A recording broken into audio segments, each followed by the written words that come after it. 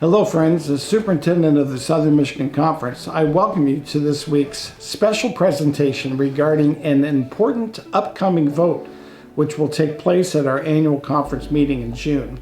If you're not aware, this is the third part of a multi-video project, so I encourage you to go back and listen to parts 1 and 2 before jumping in midstream to today's video. I'd want to raise and try to answer two questions. First, what is an annual conference? And second, what is an annual conference for? Now, the question about what an annual conference is historic in nature. Our founder, the founder of the Methodist movement, John Wesley, held the first ever annual conference in London, England, way back in 1744.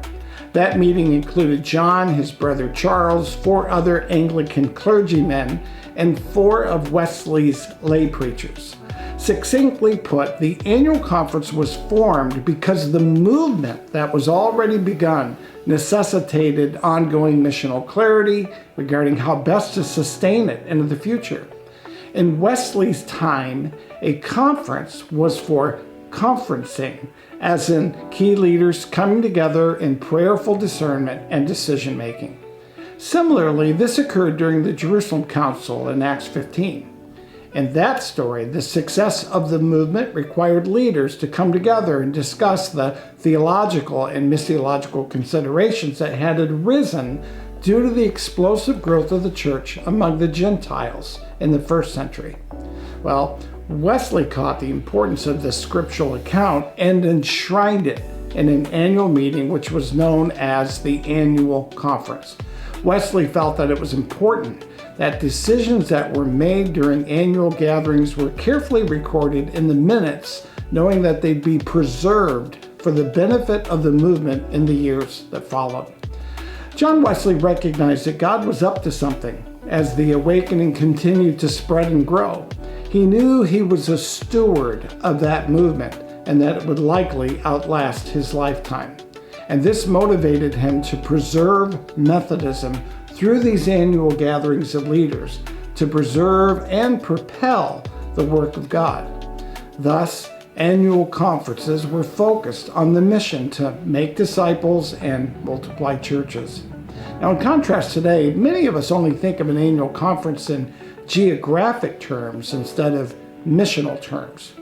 Over 100 years later, as the Free Methodist Church multiplied in new regions of North America, annual conferences were developed in order to fuel the multiplication of leaders and churches.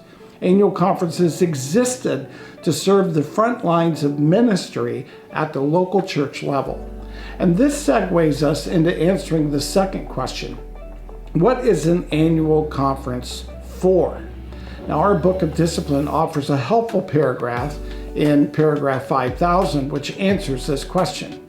The annual conference is the organization at the regional level that joins societies into a network. The annual conference ensures that pastors and congregations are counseled and encouraged, identify those who are being called into the ordained ministry, and promotes and oversees church planting and evangelism. I believe that this description is vital to our rationale for developing a new statewide conference here in Michigan. You see, the very challenge in the Free Methodist Church is this. Some annual conferences aren't able to fulfill this description. And one of the chief reasons why this is true is that conferences are woefully understaffed, and a lot of really gifted superintendents are overwhelmed by the demands of the work. More simply put, superintendents are too often reacting as firemen to fires that arise within the conference. In this never-ending cycle, it becomes difficult to engage in theological reflection, culture work, and in the development of resources to help pastors and churches be healthy and fruitful. And when we look at our own denominational trends, we can track the fact that we are closing churches at a far greater rate than we are planting new ones. Friends, make no mistake about it. Healthy, reproducing churches plant new churches.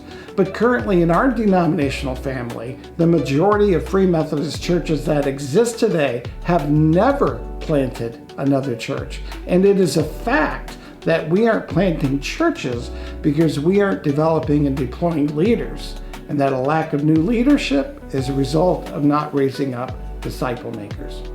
So against the backdrop of this reality, we must understand that the conference and the health and fruitfulness of leaders are deeply interwoven. We believe that healthy conferences are critical to greater health and fruitfulness in leaders and churches. This is why we're seeking to address our organizational challenges and respond in faith, calling our people to a resurgent commitment to fulfill the Great Commission in our day. Now, next week, I want to talk specifically about some of the missional priorities of a new Michigan conference. Until that time, thank you for listening today and for praying that God would superintend the process going forward, that His will would be fully accomplished in Michigan regarding this matter.